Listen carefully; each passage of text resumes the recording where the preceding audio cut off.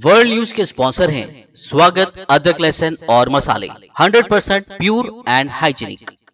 अस्सलाम वालेकुम, आदाब। मैं हूं खलील फरहाद और आप देख रहे हैं बीबीएन चैनल का वर्ल्ड न्यूज़। शुरुआत करते हैं और सबसे पहले नजर डालते हैं हेडलाइंस पर।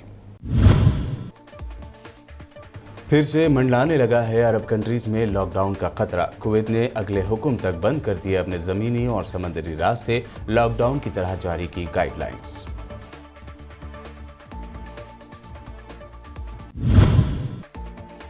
ईरान की सुप्रीम लीडर आयतुल्लाह खामनेई की धमकी, कहा न्यूक्लियर वेपन्स हासिल करना नहीं चाहते लेकिन मजबूरी में इसे हासिल करने से कोई ताकत नहीं रोक सकती।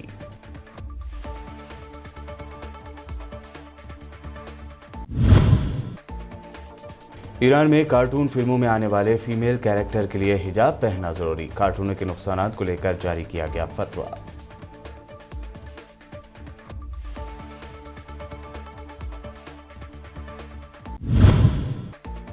गुजरात म्यूनिसिपल इलेक्शन में तौक़ात के मुताबिक बीजेपी की जीत, आम आदमी पार्टी से मिला कांग्रेस को झटका। एमआईएम ने फिलहाल 4 सीटों पर जमाया कब्जा, फाइनल रिजल्ट के लिए करना होगा थोड़ा इंतजार।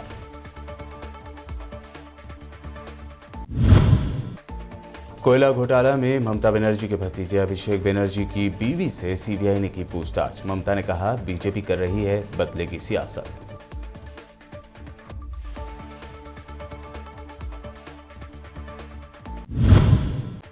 और मथुरा में किसानों की महापंचायत में मोदी सरकार पर जमकर बरसी प्रियंका गांधी, कहा पीएम सिर्फ घमंडी ही नहीं बल्कि कायर यानी बुज़दिल भी हैं। पूरी दुनिया घूम ली लेकिन किसानों के पास दिल्ली बॉर्डर तक नहीं पहुंच पाए।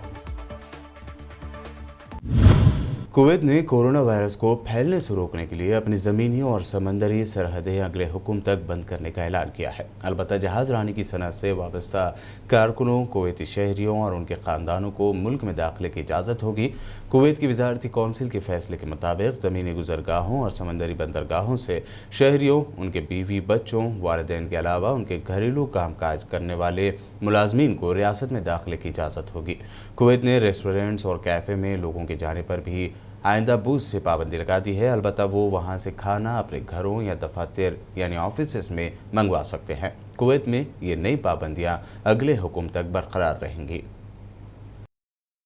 दुनिया में इस वक्त कोरोना वबा की रोकथाम के लिए कई कंपनियों ने वैक्सीन तैयार की हैं। इनमें बाज़ ज़्यादा मौसर और कारगर साबित होने की तस्दीक भी की गई है। एक रिपोर्ट के मुताबिक अमेरिकी कंपनी फाइज़र और जर्मन बायोएनटेक कंपनियों की वैक्सीन कोरोना वबा के खिलाफ मौसर साबित हुई है।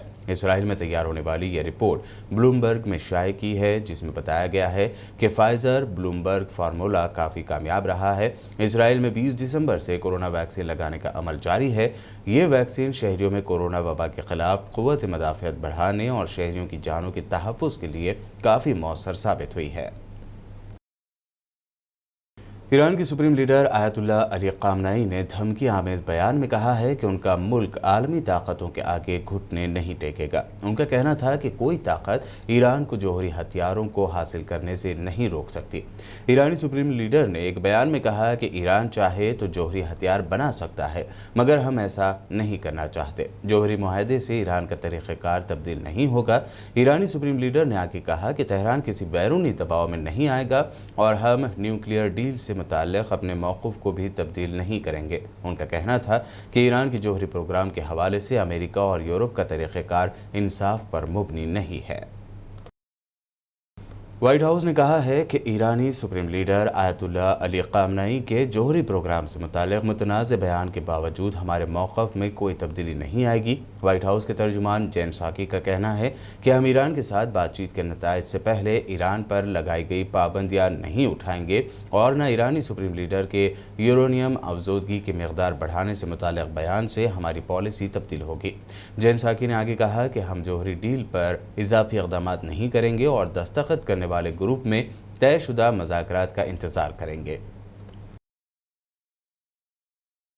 यूरोपीय यूनियन के मेंबर कंट्रीज के फॉरेन मिनिस्टर्स ने कहा है कि म्यांमार में फौजी बगावत करने वाले मरकजी मिलिट्री अफसरान के खिलाफ पाबंदियां आयद करने की तैयारी की जा चुकी है। ये बात ब्रसेल्स में एक कॉन्फ्रेंस के बाद जारी किए गए एक बयान में कही गई है। यूरोपीय यूनियन ब्लॉक के वज़ीर ख़ारजा ने मजीद कहा कि म्यांमार की फौजी मुल्क में कशीदगी के खात्मे, इक़्तिदार सिविल हुकूमत को सौंपने और गिरफ्तार शुदा सियासी लीडर्स की रिहाई को मुमकिन बनाने के लिए हर मुमकिन कोशिश करे। अफगानिस्तान के सदर अशरफ गनी ने कहा है कि उनकी हुकूमत का अपनी मियाद पूरी करने से ज़्यादा अहम मुल्क में क़याम अमन है। उनके बकौल अफगानिस्तान के फ्यूचर यानी मुस्तकबिल का तयन ख्वाब देखने वाले नहीं बल्कि अफगान अवाम करेंगे। सदर गनी ने कहा कि तमाम फरीक़ों को एक साल में सख्त फैसले और क़ुरबानियों के लिए तैयार रहना होगा। उनके बकौल हमें वक्त की नज़ाकत का एहसास है और हम मुश्किल फ़ैसले करने के लिए तैयार हैं। अफगान सदर का ये भी कहना था कि अमन अमल को तेज़ करने का एक मौका मौजूद है, लेकिन उसके लिए तशद्दुद ख़त्म करने के अलावा मुखालिफ फरीक को भी मुश्किल फ़ैसले करना होंगे। अफगान तालिबान ने अमेरिकी अफवाज के इनखला से मुताल्लिक़ नए मुजव्विज़ा मनसूबे को मुस्तरद कर दिया है। इस नए प्लान के मुताबिक मुतवक्किल तौर पर अमेरिकी फ़ौज की वापसी की तारीख में इजाफा किया जा सकता है। अफगान तालिबान के तर्जुमान ज़बीउल्लाह मुजाहिद ने कहा कि उनके जंगजू इस तौसी पर हरगिज़ इत्तेफाक नहीं करेंगे। दोहा अमन मुआहदे के तहत वाशिंगटन हुकूमत ने इस साल यानी 2021 में 1 मई तक अफगानिस्तान में मुतय्यन अपने तमाम फौजी वापस बुलाने हैं। ताहम सिक्योरिटी की ख़राब सूरत हाल और तालिबान के साथ अमन डील पर सरगर्मी न होने की वजह से इस मनसूबे में तब्दीली का इम्कान है। ईरानी सुप्रीम लीडर आयतुल्लाह अली ख़ामनेई ने फतवा जारी किया है कि कार्टून फिल्मों में आने वाले ख़वातीन किरदारों यानी फ़ीमेल कैरेक्टर के लिए हिजाब पहनना ज़रूरी है। ज़राए के मुताबिक ईरानी सुप्रीम लीडर ने टेलीग्राम पर एक सवाल के जवाब में कहा कि ऐसी फ़र्जी सूरत हाल में हिजाब पहनना लाजिम तो नहीं है, मगर कार्टून को देखने के नुकसानात की वजह से इनमें हिजाब पहनना लाजमी है। बता दें कि ईरान में 1979 के इनकलाब के बाद से ख़वातीन के लिए पूरे जिस्म को ढांपने और सर पर हिजाब लेने को लाजमी करार दिया गया है। वर्ल्ड न्यूज़ में वक्त हुआ है एक शॉर्ट ब्रेक का। ब्रेक के बाद जल्द लौटेंगे और देखेंगे अहम नेशनल न्यूज़।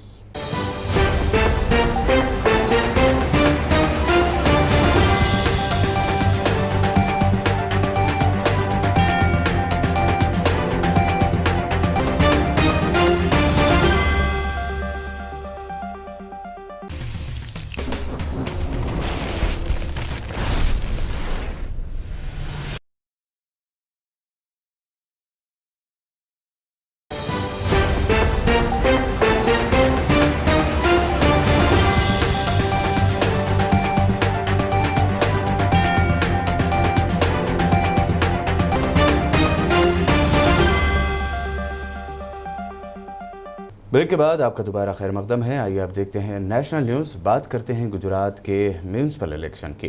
गुजरात के मुकामी म्यूनसिपल कॉरपोरेशन इलेक्शन में तौक़ात के मुताबिक बीजेपी आगे चल रही है। अहमदाबाद और बड़ौदा समेत 6 म्यूनसिपल कॉरपोरेशन की 575 सीटों पर हुई वोटिंग के लिए काउंटिंग जारी है। फिलहाल कुछ वक्त पर पूरा मंजर साफ हो जाएगा। अभी तक जो रिजल्ट सामने आए हैं उसके मुताबिक 40 सीटें जीतकर बीजेपी फर्स्ट पोजीशन पर, जबकि आम आदमी पार्टी ने गुजरात में अच्छा मुजाहरा किया है। ज़राए के मुताबिक अहमदाबाद म्यूनसिपल में बीजेपी को 65, कांग्रेस को 10, जबकि एमआईएम को 4 सीटें मिली हैं।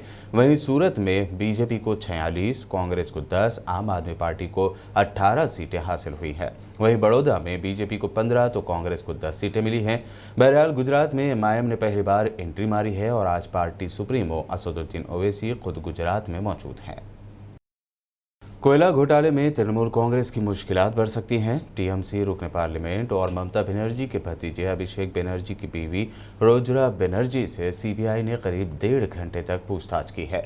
इससे पहले आज सुबह वजीर आला ममता बनर्जी अभिषेक से मिलने के लिए उनके घर गई थी। उनके बाहर आते ही सीबीआई की टीम उनके घर पहुंची और रोजरा बनर्जी से पूछताछ शुरू की। कोयला स्मगलिंग मामले में अभिषेक बनर्जी की बीवी को पीर को समन जारी किया गया था। सीबीआई ज़राए के मुताबिक अभिषेक बनर्जी को अभी फिलहाल समन नहीं दिया गया है। सीबीआई की कार्रवाई से वेस्ट बंगाल की सियासत में हंगामा खड़ा हो गया है। तृणमूल कांग्रेस ने इसे सियासी इंतकाम करार दिया है। पीर को सीबीआई का नोटिस मिलने के बाद अभिषेक बनर्जी ने कहा था कि उन्हें मुल्क के कानून पर मुकम्मल भरोसा है। उन्होंने ये भी कहा था कि उन्हें इन हथकंडों का इस्तेमाल करके डराने की कोशिश की जा रही है।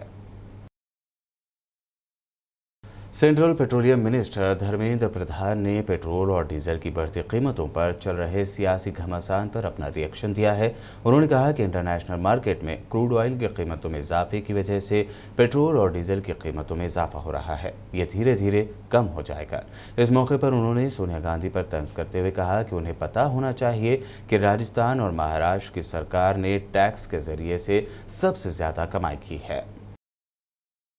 मोदी सरकार के एग्रीकल्चरल कवानीन को लेकर सियासत गर्माती जा रही है। कांग्रेस पार्टी की जनरल सेक्रेटरी प्रियंका गांधी ने यूपी सरकार और मोदी हुकूमत के खिलाफ मोर्चा खोला हुआ है। आज भी प्रियंका ने मथुरा में किसानों की महापंचायत में शिरकत करते हुए जोशीला खिताब किया। उन्होंने कहा कि पीएम सिर्फ घमंडी ही नहीं बल्कि कायर यानी बुज़दिल भी हैं। प्रियंका गांधी ने कहा कि अगर पिछली सरकारों ने कुछ बनाया ही नहीं तो फिर आप बेच क्या रहे हैं। आपकी सरकार ने सिर्फ नोटबंदी और जीएसटी बनाया है जिससे अवाम परेशान है। प्रियंका ने तंज करते हुए कहा कि कल को मोदी सरकार गोवर्धन पहाड़ को भी बेच देगी।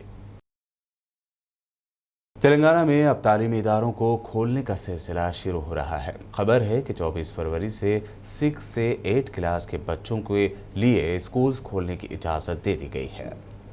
तेलंगाना हुकूमत ने 6th, 7th और 8th क्लास के स्टूडेंट्स के लिए 24 फरवरी से दोबारा स्कूल्स खोलने का फैसला किया है।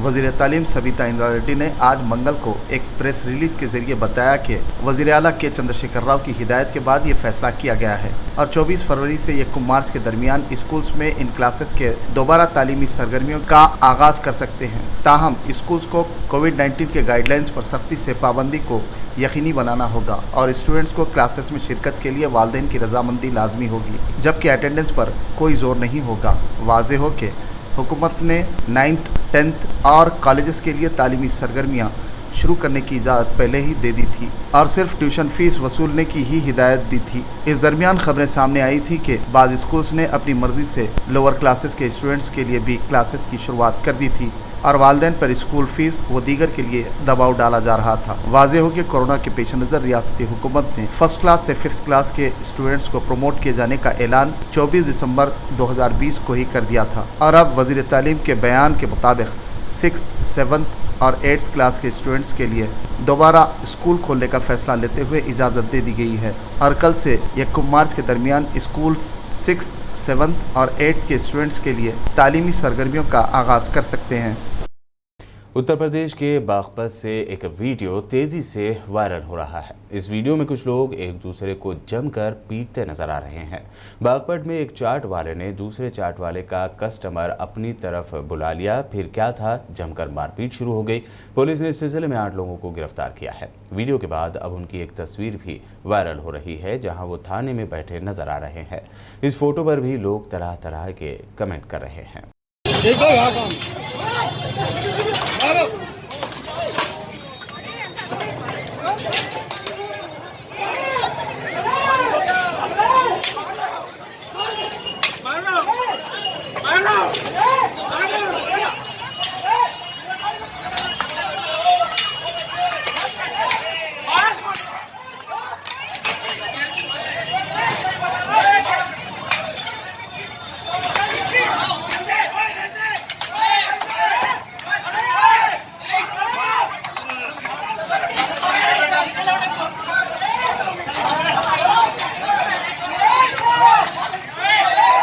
और अब आखिर में हेडलाइंस पर एक और नजर। फिर से मंडलाने लगा है अरब कंट्रीज में लॉकडाउन का खतरा। कुवैत ने अगले हुक्म तक बंद कर दिए अपने जमीनी और समंदरी रास्ते, लॉकडाउन की तरह जारी की गाइडलाइंस।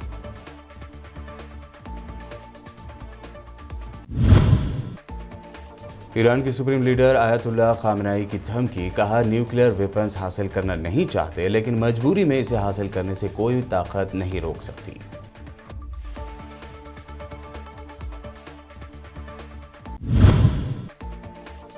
ईरान में कार्टून फिल्मों में आने वाले फीमेल कैरेक्टर के लिए हिजाब पहनना जरूरी, कार्टूनों के नुकसानात को लेकर जारी किया गया फतवा।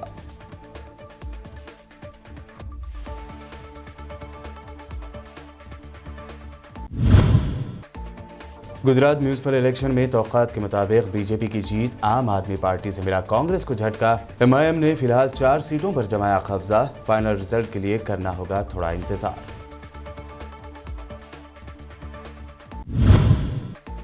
कोयला घोटाला में ममता बनर्जी के भतीजे अभिषेक बनर्जी की बीवी से सीबीआई ने की पूछताछ। ममता ने कहा, बीजेपी कर रही है बदले की सियासत।